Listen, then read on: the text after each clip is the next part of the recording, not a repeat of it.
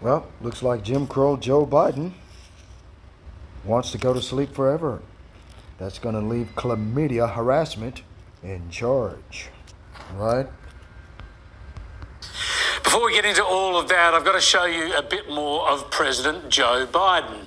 The man I've been saying for a year or more simply can't run for a second term.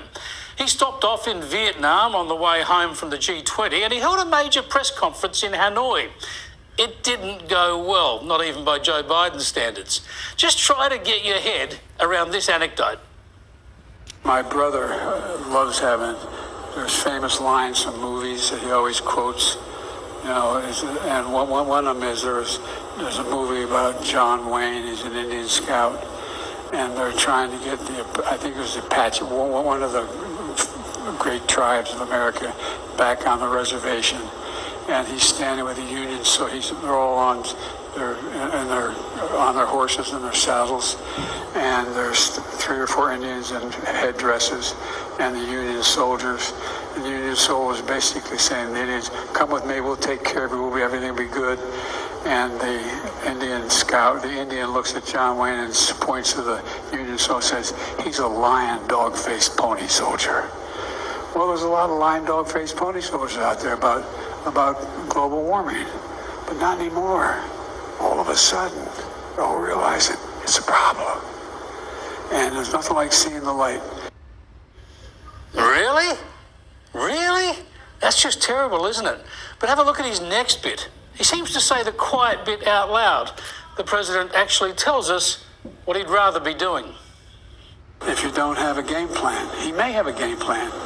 He just hasn't shared it with me. But I tell you what, I don't know about you, but I'm going to go to bed.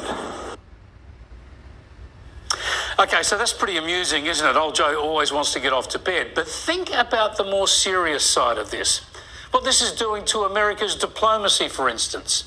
Listen to this next answer. The president was asked about his talks with the Chinese premier earlier that day.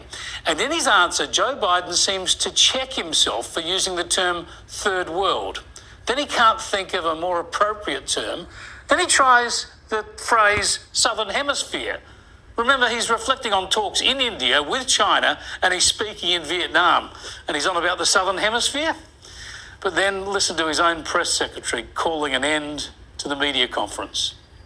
We talked about stability. We talked about making sure that the third world, the Southern Hemisphere had access to change. It had access. It wasn't confrontational at all. He came up with Thank you, everybody. This ends the Callan press conference. Thanks, everyone. Thank you.